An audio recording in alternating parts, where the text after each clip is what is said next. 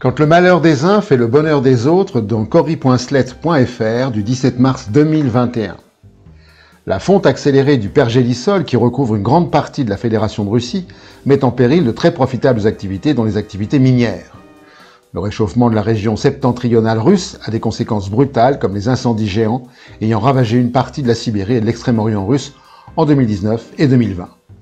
La situation empire. La toundra, énorme piège à CO2, pourrait relâcher d'énormes quantités de ce gaz dû à la fonte des glaces. Ça ne décourage pas le pouvoir russe qui y voit une opportunité d'exploiter des gisements de pétrole et de gaz naturel liquéfié qui jusqu'ici étaient difficiles d'accès. En outre, les routes maritimes, qui étaient peu praticables du fait des glaces, deviennent pour certaines empruntables toute l'année. Les dirigeants russes ont donc décidé d'ajouter du malheur au malheur pour le plus grand bonheur de quelques oligarques déjà milliardaires. Quand la sécheresse devient la norme, dans sciencepost.fr du 18 mars 2021. Une étude publiée dans la revue Nature Geoscience le 15 mars 2021 montre que les 5 derniers étés sont extraordinaires pour l'Europe centrale en termes d'années de sécheresse consécutives. À partir de plus de 270 000 échantillons de bois d'arbres vivants ou transformés, les chercheurs ont analysé les isotopes de carbone et d'oxygène préservés dans le bois de chênes européens. Les données obtenues ont permis de produire une reconstruction de la variabilité hydroclimatique en Europe centrale sur les derniers 2110 ans. Les résultats indiquent que les derniers étés ont été d'une sévérité sans précédent et les hypothèses formulées par l'étude prévoient que les phénomènes de chaleur et de sécheresse vont s'accroître dans les années qui viennent. La chasse aux puces dans la tribune.fr du 26 mars 2021. La pénurie mondiale de puces électroniques tourne au cauchemar. Chaînes automobiles arrêtées, des lancements de produits grand public reportés, etc.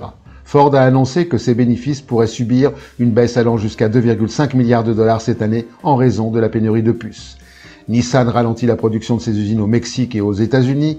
Toyota et Honda ont mis en pause leurs usines en Amérique du Nord. Apple reporte le lancement de son iPhone 12. Les raisons invoquées de cette pénurie ? Le développement du télétravail qui a créé une forte augmentation de la demande, la guerre tarifaire entre la Chine et les États-Unis qui a généré des stockages de précaution, difficultés de transport qui sont affectées en priorité au matériel médical.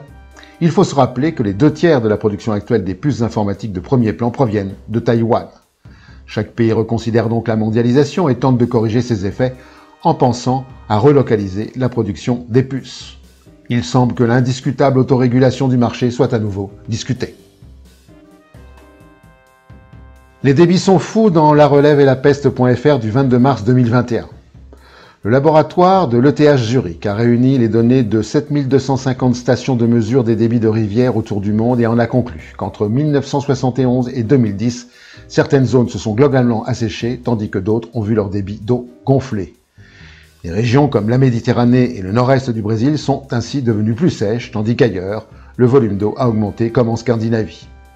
En France, 90 départements ont enregistré un assèchement de leurs cours d'eau de fin mai à fin septembre 2019, causant des restrictions d'eau pour plus de 67% du territoire français.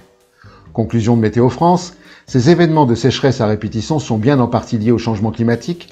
La hausse des températures induit une évapotranspiration plus importante de la végétation et donc un assèchement des sols. Cette évolution est déjà constatée sur la majorité des régions françaises et va continuer de s'aggraver dans les prochaines décennies. Dans la série Pénurie, voici celle du bois dans RFI.fr du 25 mars 2021. Le bois de construction vient à manquer en France au point que certains chantiers sont stoppés alors que les prix de la ressource ont augmenté de 20 à 30% depuis octobre 2020. La production est perturbée par les restrictions sanitaires à laquelle s'ajoute une désorganisation mondiale dans les transports maritimes. La taxe mise en place par Donald Trump sur les importations de bois d'œuvre canadien incite les Américains à importer du bois européen. Bref, le coût de la construction augmente et les entreprises du bâtiment sont en difficulté. Après les composants électroniques, la mondialisation marchande fait encore la démonstration de sa remarquable efficacité. Et pour finir, la connerie de la semaine. À la prochaine fois.